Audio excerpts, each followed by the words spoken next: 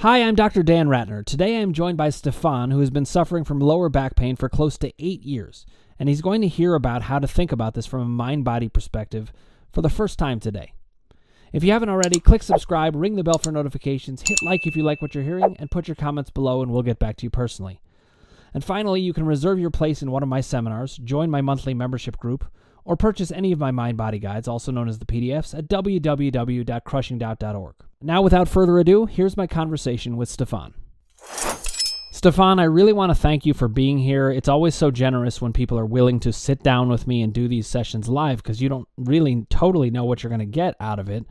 But I want to have a discussion with you today about the back pain you've been suffering, how you've been understanding it, and we're going to talk about a very different way of understanding it. And I just want you to be free, talk freely as you need to. Let me know if you have questions as we go. But the place we're going to start is with what happened to you. When did this begin? So this all started, first of all, thank you for having me. So all of this started in 2014. I just moved to Los Angeles and I was in the city for a few months and I was going to meet up with some friends. So I ordered an Uber. The driver came to pick me up. He seemed very distracted, but I didn't give it too much thought. And LA has a lot of traffic, but this was kind of like rush hour traffic time. And we were headed in a certain direction. And I noticed he was fiddling with like his GPS while he was driving. And I don't know, he made this decision last minute to just crank this illegal U-turn. And as he did that, we got struck on the side and we ended up in this car accident. And I ended up I didn't feel too much pain at that time because it was just a lot of adrenaline. It was just kind of a shock that I was in this accident, and he ended up pulling over and, I assessed the situation. I took some photos. I chose not to get an ambulance or go to the hospital at that moment because I didn't think it was that bad. I just thought it was just shocking to be in an accident in that moment. So I ended up, getting into another Uber and kind of going on with my evening. And I was just more startled than anything. And then the next day I was pretty sore. So I decided to go to the doctor just to get just like a basic, just to get, a professional's opinion. And so I was told that I was probably dealing with some sort of whiplash and it was normal to be sore. And so, I got discharged and, I was told that it should go away in a few days. Over the next few days, the soreness didn't quite go away. And then I remember one day, maybe about a week later, I dropped something. It was like my pen. And I went to bend over to pick it up. And it was just the sharpest pain I'd ever felt. And I felt kind of immobilized in that moment. And I had to sit down and stop what I was doing that day. And so I kind of tried to play it off in my head like it wasn't that big a deal. And I think the next day I did another slight movement, like pick something up, and the pain flared back up. And what would happen would be the pain would come and then I'd get like all kinds of just like swelling and like tension and inflammation in my lower back. And it started to get worse. And so something like getting out of bed in the morning started becoming an issue. And I've always been pretty active and athletic. I like to work out 5 days a week. I grew up doing martial arts. I had just moved to LA and my goal was to get into acting, and I wanted to also get into stunts. And so at first it was really hard for me to accept that I had any like serious damage to my back. And so after maybe like a week of this constant pain coming, I decided to go see another doctor. And then that doctor sent me to a specialist. And so I had some x-rays done and the x-rays revealed that I had a tear in my L4 and L5 vertebrates. And so I was told that that would be something that would be permanent and I'd have to deal with that for the rest of my life. Mm. And yeah, so it was like, it was just really shocking because at that moment, like I didn't know what to expect. And the doctor told me that, I needed to undergo physical therapy. So I started doing that. And he told me I pretty much had to cut off all of my serious physical activities. So like pretty much going to the gym, I had to reduce that. He told me in terms of going into stunts, that would not be a good idea. I needed to just kind of get rid of that idea, just get rid of that plan. And he told me that I shouldn't be lifting more than 15 pounds. And that was just like a very tough pill to swallow because I've always had this very active lifestyle. And to go from that to all of a sudden being told I couldn't carry more than a grocery bag was like, I didn't want to accept it. But I started going to the physical therapy and it was okay, but it wasn't truly helpful. And I went to just a bunch of sessions with this doctor and I saw this doctor for about 2 years and I felt like the pain got worse. And all I was doing was just racking up a big medical bill. This was what kind of doctor, Stephan? So this was an orthopedic specialist. Mm-hmm. And so, yeah, this became my regular doctor. But every time I would go, it was like a lot of other, doctor practices where you'd go in, they'd see you for 5 minutes, you'd be in, you'd be out. He didn't seem like he cared too much. Like he just was always interested in scheduling me for the next appointment and the next appointment. And so very early on, they prescribed me Oxycontin and I took for pain management.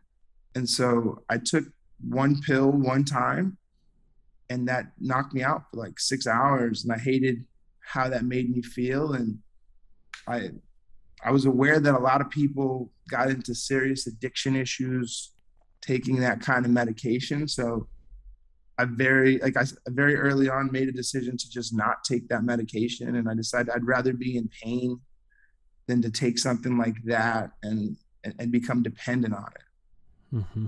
And so for years, I tried to find all kinds of, form, like all kinds of ways to deal with this issue. And it seemed to get worse. And so a couple years into it, I wasn't working out. I lost a lot of my muscle mass and I started just feeling weaker. My core got super delicate, it felt like. Mm-hmm. And I felt like at any moment I could get hurt. And so, yeah, it really changed my life. And the only thing that really helped me was cannabis and particularly CBD. And then I got introduced to stretching and yoga. And those are the things that do help me, but they're still, they're not quite a solution. They're just something that helps me whenever I'm dealing with this pain. So tell me then where things stand now. Like how, if you had to rank the pain from like 1 to 10 on an average basis, what would you say that it is? And how does the stretching and the yoga help? How does the CBD and the marijuana, how much does it help you? I just want to gauge where you're at, and then we'll talk about where we go from here. Sure. I would say my pain isn't as worse as it was initially. And I think it's because about 3 years ago, I started getting back into an exercise regimen and I started developing my core. Like I don't really lift incredibly heavy. I don't go as hard as I used to, but now I do strength training that just builds up my core. And I feel like ever since I've done that, I'm just a bit stronger and I don't get hurt as much, but the pain is still there. Some moments it's not, but when it is, I would say it could be like a 6 or 7. And if I end up moving in the wrong way, it could go up to like an 8 or 9. And like it feels like I pull my back. And like when I do and it gets really bad, sometimes I have to cancel activities. I won't be able to go out, or like I've had to cancel work just because like the pain is super bad. And I'll just be laying on my bed and I'll use heating pads and ice pads or ice packs. And yeah, like I just try to get the inflammation to go down. And the cannabis definitely helped with pain. Like when the pain was really unbearable, the CBD certainly helped with inflammation, but it's not like an end all be all. Like the cannabis doesn't fix it or make it go away like permanently. Okay, so you and I are sitting down to talk about this, and you don't really know that much about what I do. You know it kind of generally, right? Because we had one discussion about it. So I can kind of take you through some of the basics of what it is that I do, but let's start off with this particular point. Now, you've had back pain now for close to 8 years. I had back pain for 8 years, same amount of time. And I was not getting answers. I did use stretching. I went to a chiropractor. I reduced like sugar intake. It was expressed to me that might help. I tried everything. I tried all kinds of things. Then it was recommended to me that I read a book on back pain. And I thought to myself, oh God, this sounds horrible. Like I thought I was like, it just sounded insane to me. I was very skeptical.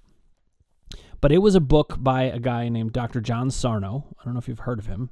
He is a medical doctor, was a medical doctor. He passed away a number of years ago. And what he discovered is that a lot of the things that the medical doctors are saying about this particular thing prove to not be true. We know that medical doctors can be very, very helpful with lots of things. When it comes to life or death stuff, I swear by doctors. They're great. They're doing great research. They're making all kinds of progress. But there's certain things that they do not seem to have a good handle on, and even they have admitted as much, actually. In 2017, the American College of Physicians released a statement that basically said, when it comes to chronic pain, we do not have the right diagnosis for this. We don't understand how to treat it, and you should seek alternative treatments, including cognitive treatments, meaning how are we going to think about this? And so essentially what they were saying is a psychologist is actually better to treat you for this, because what happens is that the mind and the body get into a cycle with each other. The pain is 100% real. The physiology is 100% real. It's all happening. But the way that we're thinking about the process perpetuates certain pain cycles that continue.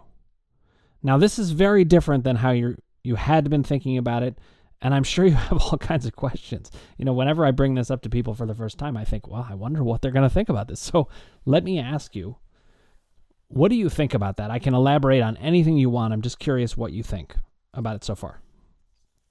I think it makes a lot of sense, because I'm also a firm believer that the mind is extremely powerful, and you can manifest a lot of things into your life with your mind. And so with that, I feel like you could certainly heal yourself with your mind. I feel like you could also hurt yourself with your mind as well. Like the mind is that powerful. So you always have to be very careful about what you're thinking about and what you're focusing on, because the mind is an extremely powerful thing. I've never really heard this outlook, this perspective from the doctors I've gone to, and I've gone to several doctors and several specialists, and I've had different kinds of procedures, and I'm very curious to learn about this. Okay, well, I'm happy to share it with you. I do want to validate for you, though, it's very common to not hear this from any of the doctors you would go to. I hear this all the time. People are like, how come I never heard about this? And that's a legitimate question that would make you wonder, well, is this some kind of weird thing? Like, why is this? Is it a fringe thing? Why have I not heard of it? I can explain all of why that is. But what I want to do is start off with just talking about what happened to me, because it's exactly what can happen to you. As I came to understand what really is going on in that mind-body loop, and you said it so well, how much control the mind can have over the body, that if you're thinking about it in these ways that are completely in line with science, and they're completely in line with logic, They don't counter that at all. And they all point to the fact that if we understand what is happening in this pain cycle, truly understand what's happening, it disables that pain cycle from happening. And so here's a good example. The way it was described to you, you would think that your pain is largely driven by the tears in L4 and L5 vertebrae, right? That's what you were told medically. It even makes potential logical sense. But here's the problem. They have done plenty of research that shows that herniated discs have absolutely no correlation with pain. And yet, most doctors continue to say that. Now, listen, the research I'm talking about, this is not fringe research. This is in their top medical journals. The New England Journal of Medicine, JAMA, those are the top 2 ones in the nation. Across the board, we have it measured over and over and over in studies that herniated discs don't cause back pain. But when did these studies begin? They began in the mid-90s, really about 1994 or so. We started studying people who did not have symptoms, asymptomatic people. And it turned out that a lot of people without pain have tears in their discs all over the place. So you can have an absolute train wreck of an MRI and have no pain whatsoever. And you can also have a perfect MRI and be writhing in pain. Wow. And the science backs this up over and over and over. It's true in humans. I have a friend who's a veterinarian. He confirmed it's true with animals as well. There's no correlation. Now, why is it being said? Why is it still being said then? I think that would be the natural question to ask, right? Well, that information just hasn't caught up with the bulk of science and medicine. And even though it's 100% what's out there, listen, if you Google, do herniated disc cause back pain, you'll find 2 types of articles. One, you will find research articles that show that they do not. There's no correlation. Or you will find articles by medical doctors that claim they do in writing, but there's no study attached to it. So what's happening is this. In the 1950s and 60s, we invented certain imaging techniques that allowed us to see certain things in the body that we were not seeing before. And what happened is we thought we understood what we were seeing. We looked at things like herniated discs and said, that looks like it hurts. Or maybe that explains it. Or that's the nearest structural idea that would explain it. But here's the problem. They were missing that the mind and the body are operating on a whole different principle. And that is, whatever we are feeling in our emotional lives and whatever we're thinking in our cognitive lives can determine all kinds of things that happen in the body. And I'm going to explain a couple of more things to you, and then we'll jump back to where this goes for you. We know about the mind-body process very well. When you get embarrassed, all the blood rushes to your face and you blush. That's a mind-body process. When you feel sad, your tear ducts well up and actual tears roll down your face. That's a mind-body process right there. I've said this one to many people before as well. When it comes to erections don't usually happen because somebody rubs up against you. It happens because of an idea. Something is exciting in the mind. The blood flow changes. We get this with goosebumps. We get it with all kinds of things. We get it with, you know how you can have a kind of nervous stomach. It's called an upset stomach for a reason. We get tension headaches. The words are all right there even. Even in our language, we know this. There's things like, he's a pain in the neck. You make me sick. That made my blood boil. It was hard to swallow. We have all these bodily metaphors, and they're there for a reason because they're all true. So what's happening is the mind is getting expressed in the body over and over and over. And in fact, in trauma research and trauma theorizing and understanding, the idea is if we can't process it here, it gets processed here. It gets processed in the body. Now, what happens when you get into an accident like you did? That, to me, is something that I call a trigger. It's a very, very plausible, completely believable reason to feel that you were injured and it would lead to a physical change. But injuries heal. If you break a bone, it gets better in 8 to 12 weeks at worst. That's a major injury, and it gets better. So we have to start asking, well, why is it not adding up? Why are we not healing? Why are people having these injuries that last and last and last?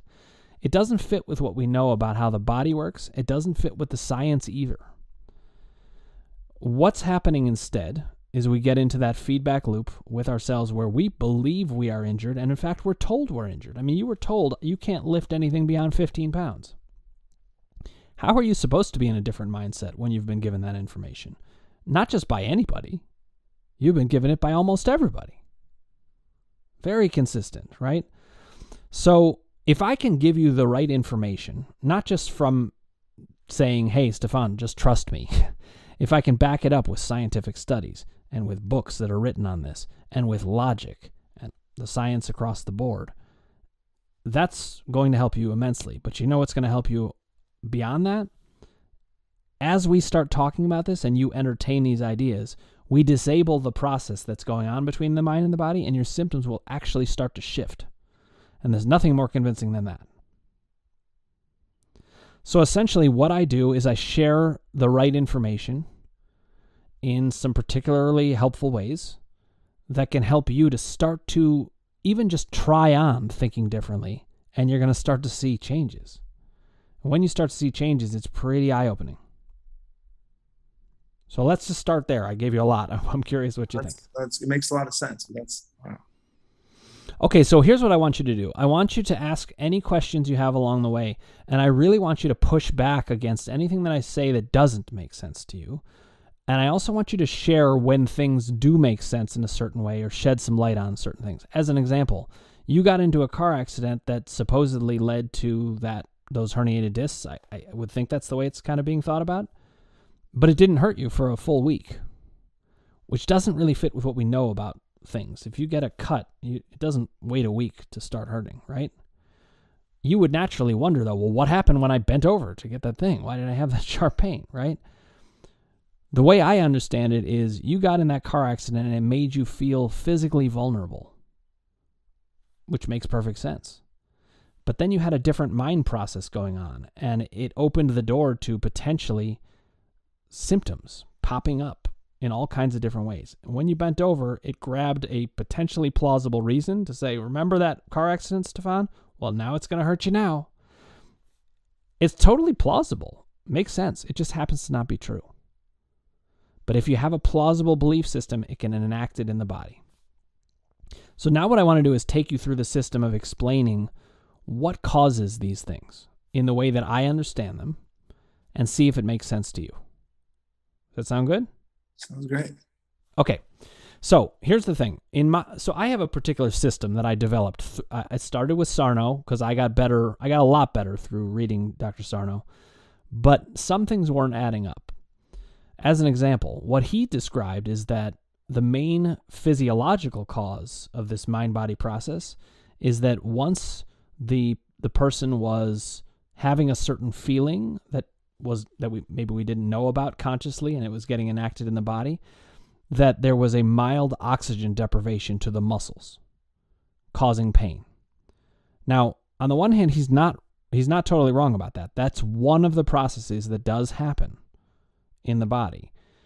If you're upset about something and you don't want to know about it, the mind-body process can begin, and it can look for some kind of plausible event to pair to and say, okay, you just bent over. Boom.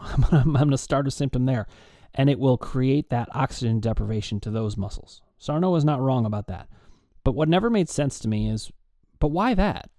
Why that one process? Well, aren't there other processes that would happen? Why is oxygen deprivation so important? Didn't make sense to me. So as I looked into these things more and more, I found that there are all kinds of ways to understand what is actually happening. And I'm going to give you one more piece of information, then we're going to talk about my system. The piece of information is this. And I discovered this actually through Sarno, but he didn't describe it as well in his books as I wish he would have, even though I love the guy. He saved my life. He described that there was a woman named Candace Pert who wrote a book called Molecules of Emotion. And she described that there is a part of your biochemistry called peptides. Peptides are messengers between your brain and every cell in your body.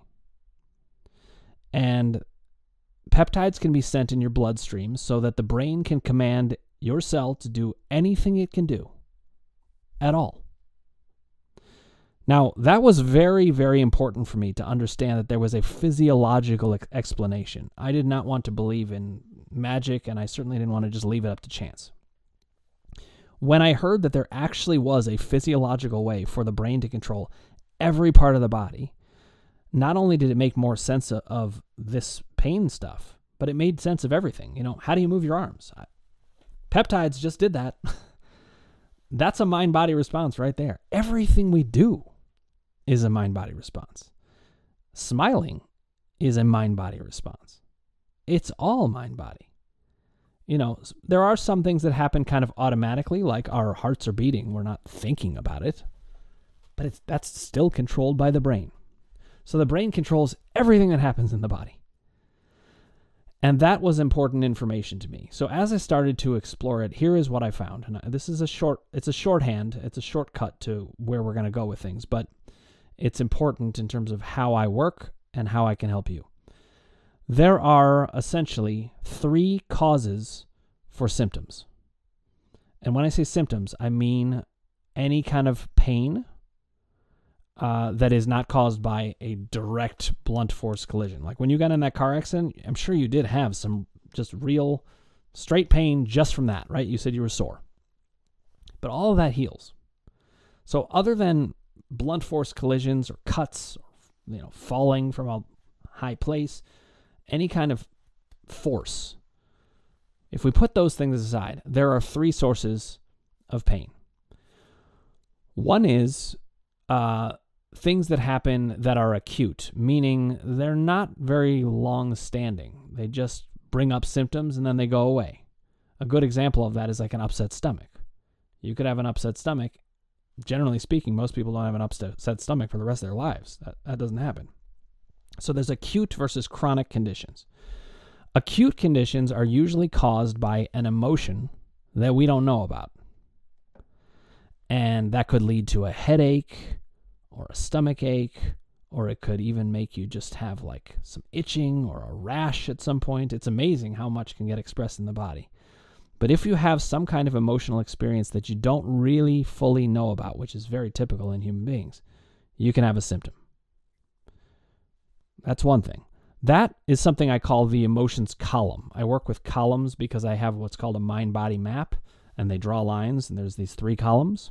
One is the emotions column for these acute symptoms. The second column is called the doubt column. It is about how you're thinking. And how we are thinking is what determines chronic symptoms. So your symptoms, which have largely been chronic, they're related to how you are thinking. And how you're thinking has basically been programmed by society. You've been given all kinds of information. You have nothing to counter it. You have no other way to think. And not only that, the way you're thinking is pretty logical. So you might not even have any reason to call it into question.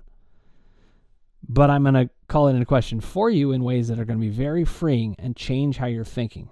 When we do that, we're going to break the chronicity. It's going to stop being chronic. It's going to be there at certain times, or its intensity is going to start to change. Just by me bringing up these different ideas.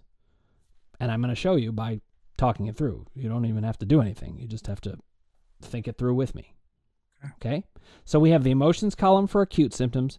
We have the doubt column for chronic symptoms. And I'll explain all of this again. You don't need to, feel like it should be sinking in because it doesn't probably make full sense to you yet. But there's a third column called the power column. The power column describes what happens when you start to get better from this process of looking at the emotions and doubt column, but then you get kind of stuck at a certain plateau.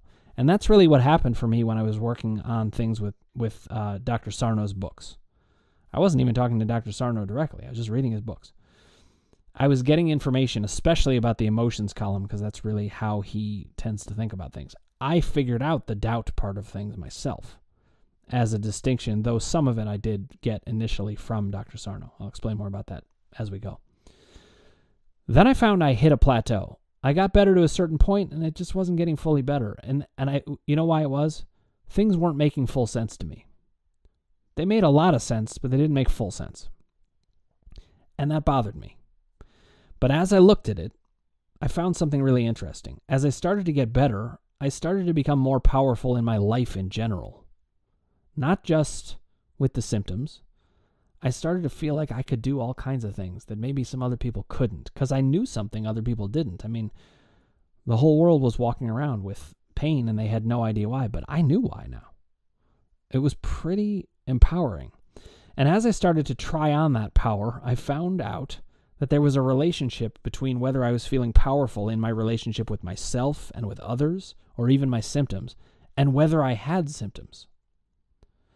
So there are 3 areas that we work on in my system. One is to understand what emotions could be leading to what acute symptoms. Another is what kind of thought processes could be leading to those chronic symptoms. And then thirdly, what's going on in your relationship to yourself, and whether you can live what I would call a kind of self-actualized life, where you're being fully who you want to be and you're living as powerfully as you can. Once those 3 things are mastered, then you can kind of return to what I call the human condition, which is, yeah, you'll have symptoms, acute symptoms every once in a while, sure. And if you get hit by a truck, it's going to hurt. We're humans. But other than that, you should have absolutely no chronic condition that is not connected to a major medical condition. And I do not include herniated discs or any of the stuff that doctors talk about in this. A major medical condition is something that threatens your life. Other than that, there should be no chronic conditions whatsoever. And you should be able to live as powerfully as you want and do what you want. And for you, that could include, if you want to go be a stuntman in the movies, you actually totally can do that. I'm not saying go do it right now. Let's wait until you get your understanding of this. But when you're ready, you don't have to have any limitations. So that is what I do. And I'm going to explain those 3 columns to you in detail. That's what we're going to do over the course of these videos more. But I'm curious what you think so far. I love that. It makes a lot of sense, and it aligns a lot with a lot of the things that I kind of research on my own in terms of like spirituality. Like, I like to learn about a lot of different teachings, a lot of non-Western teachings, and there's a lot of overlap between things I've learned and a lot of things you've said. But it's just interesting that all the things you've said, I've just really never gotten that from anything mainstream.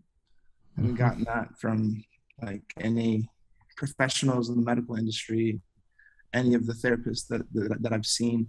So I'm very open to learning this, and I've kind of like, I've been seeking this for a long time in many different places, in many ways, and it's not like I ever gave up on it, but I just, I didn't know if I was ever gonna encounter an approach that was like this, that would actually, be effective and help me get back to living the way that I used to, the way I used to live. I think it's wonderful that you're saying that, and it certainly speaks well to how easily this is going to go for you, because the only thing that really is required is an open mind to it. I sometimes talk to people about it, and they're like, no, I have a herniated disc, and they won't even listen to it. I'm like, I'm telling you, the New England Journal of Medicine is telling you that doesn't matter, and they're like, I don't care. If they're willing to disavow information, then there can be trouble. But you're open to this. And so by being open to it, you're going to learn about this stuff. None of it is going to go against any science and logic, and it's going to get results. That's the way it happens. So what we're going to do from here is to actually go through the process of these columns. Now, normally in the first session, a lot of times people have already read Dr. Sarno. You haven't done that yet.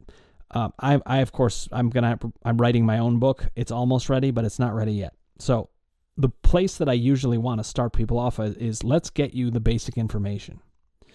And you can see a big leap between when people meet me for the first time and then they do just some of the reading, because the reading spells a lot of this out even more. It gives you more time to kind of think about it. So what I want to do now is to, if it's okay with you, assign you a Dr. Sarno book. Sure.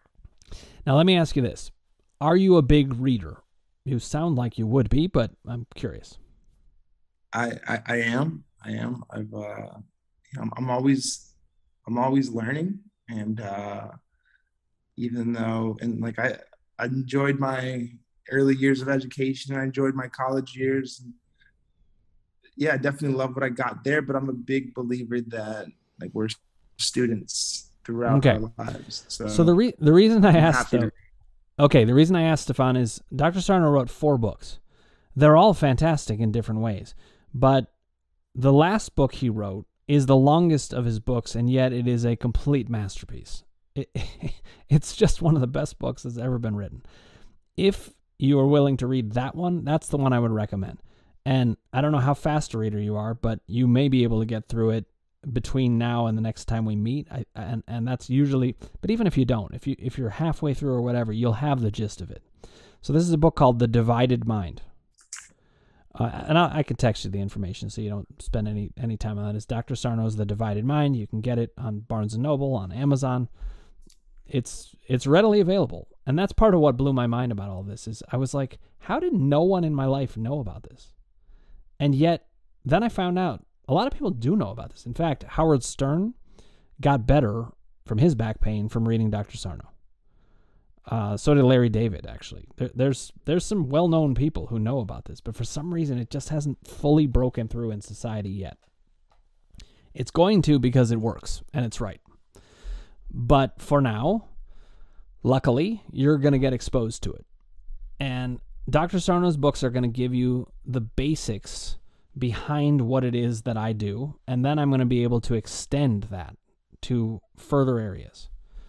So I'm going to have you read that, get the information, but the basic gist is then, and I think we'll probably start to do this next session more than anything. Next session we're going to get in, and I'm just going to prep you for all of that in this one. Next session we're going to actually start doing what I call your mind-body map. So when we're here next time, I want you to bring a sheet of paper.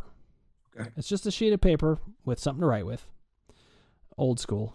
You can do it on a computer if you want, but I don't exactly know how to divide it. So you take a sheet of paper and you're going to divide it into 3 columns. You're going to have the emotions column, the doubt column, and the power column. In the next session, we're going to spend time on the emotions column, and I want to tell you about what these columns are, just so you can be prepped in your mind, and as you're reading Dr. Sarno, you can be thinking about it. Dr. Sarno's main idea, and this all came from interviewing his patients, is he was working with chronic pain and just getting nowhere. He was a medical doctor working to cure chronic pain, and the man really cared about the people he worked with. But he wasn't getting anywhere, and he was a realist, and he was a scientist. And so he thought to himself, what is going on here? And he started asking his patients about their lives, their emotional lives. And what he found is that as he started asking people about their emotional lives and they started talking about it, they mysteriously started getting better. Not all better, but they started getting better, or the symptoms started shifting. And he was like, what is going on here? Now, as he did research into it, what he found is that there was a direct correlation between people's emotional lives and the pain that they were having. And I'm going to give you an example of it. You're going to encounter this in the reading that you do. But he described that most chronic pain happens pretty much between the ages of maybe 30 and 70. Whereas these structural arguments of herniated discs and arthritis and all kinds of things, they all seem to suggest that we just degenerate and get worse and worse and worse. But that's not how it plays out. If you go to an old folks' home, you don't actually see those 90-year-olds writhing around in pain. You're much more likely to find people writhing around in pain when they're 45 with 2 kids and a job that's bothering them, what he called the responsibility years.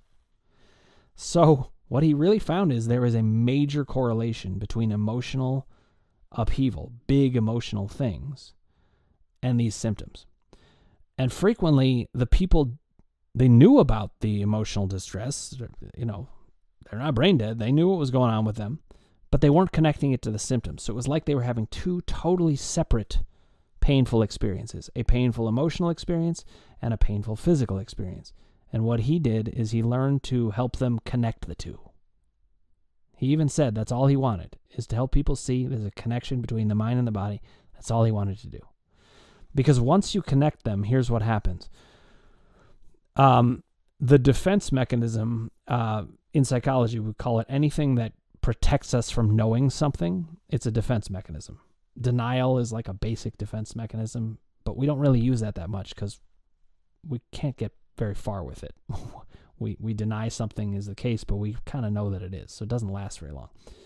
This is a very sophisticated defense mechanism, and on top of it, it's a defense mechanism that tends to happen for people who are really good. They go out of their way to do good and be kind to people. I'm pretty sure you fit into this. It sounds like you. But you'll see when you read the book. To me, I jumped right off the page. I was like, oh my God, the guy's describing me. I can't believe it. So Dr. Sarno just had a way of describing what was happening across the board. Psychologically, in terms of the behaviors, in terms of the science, in terms of the physiology, and it just all holds together. Now, I can explain all of it to you, but I think you'll make a great leap forward if you've read the book on it. When we meet next time, we'll dive into that emotions column, and here's what we do in that. We're going to map out the major emotional themes of your life, the biggest things that have happened to you that were of importance and that could potentially bother you at any given moment. And the reason we're going to do this is it gives a roadmap to when new symptoms come up or when old ones, kind of climb up. So you have the experience, as an example, of going about your business and maybe the pains of 5, but then something happens and boom, it goes up. And your way of understanding it naturally would be, what did I do physically? But Dr. Sarno's way of thinking about it and my way of thinking about it would be, what did you feel? What was happening for you at that moment? Very frequently what happens is the mind uses the physicality as a distraction to keep you from knowing about the emotional experience that was happening. As an example, this is one from my own life. It was my oldest daughter's 2nd birthday, and I was moving a table, and I tweaked my back, right? From a physical standpoint, it was very easy to just be like, well, I lifted a table. It's too heavy for me or whatever. But Dr. Sarno would ask, but why then? Does it happen every time you lift a table? Does it happen every time you do any of these things? And the answer is no. It really didn't. And I bet that's true with you too, that there's inconsistencies. You're going to be able to see some of those things. By mapping out the emotions, we're going to be able to show you how some emotional experiences can actually relate to a variety of symptoms. Could be a headache, could be like a kind of allergy kind of response. It could be pain, an increase in pain in the areas you already have it. But we're going to start to see the changes and how they might correlate to emotions. Does this make sense to you so far? And do you have any questions? It does. I'm following. No, it's all good so far. Okay. So that's what we're going to do next time. The third session, we're going to go through the doubt column, but I'm not even going to get much into it right now. I don't want to bite off too much to chew. What I want to do now is take some minutes here to explore with you any questions that you have so far. It can be of any kind, and just try to keep in mind, this is all about how you understand things. So I can give you all kinds of great information, but if I'm not actually working with your mind and how your mind is processing it, I'm not going to be able to help you as much. So what questions are coming up for you so far? I'm just letting it all soak in, but I'm wondering. Well, you also don't have, I don't want to put you on the spot. Don't feel like you have to come up with any, but I'm just curious. So I'm wondering, like, is it ever, like, can you do this at any stage of your life? Like, is it ever like too late to No, okay, great question. Okay. And actually, I said I wasn't going to talk about the doubt column too much yet, but what you just did is you did what I call articulating a doubt. You just said something that relates to something. We're going to have to give you an actual answer to that you can feel totally settled on. So I'm going to give you the answer, but it may not resolve the question entirely until you've looked at it enough. The answer to that question is, it is never too late. You could be 95 years old and hear about this for the first time, and this would still work. Because it's the same process no matter what. But the good news is, you're doing this young. So you're going to have many, many years ahead of you without any of these problems. Now, that's what I'm telling you. I have all the science and logic and all kinds of ways to talk about it that can back that up, but I don't expect you necessarily to just believe it right away. So when I say that, what do you think? I definitely like hearing that, and it makes me just want to learn more about this and just be patient and take it one step at a time. And I want to read this book, and I want to fully understand this concept and learn how to apply it to my life. Okay, I do want to reassure you though, and you'll see this over time. It doesn't matter if you've suffered this for 8 years or 8 months or 8 weeks. It's the same, or even 80 years. It's all the same process. And that's part of the joy of doing this work, is the mind and the body, it works, it has rules. It's like anything in science. It's just like gravity. It works the way it works. And if we can explain it, and you can understand it and harness that power, then you're able to use something that never goes away. So I got rid of my back pain after 8 years. I haven't had any back pain. Well, I shouldn't say any. I've had occasional acute symptoms, but I've had nothing chronic at all for over 11 years. 3 days after I read The Divided Mind, after 8 years of back pain, everyday back pain, every moment, with spasms and pain at a level I had never experienced before that made me wonder if life was even worth living. 3 days after I read The Divided Mind, I was doing flips in the pool. Wow. I had to work with that belief system to get it straight. And listen, I was baffled. I was like, how does society not know about this? What is happening? I felt like the world had gone insane.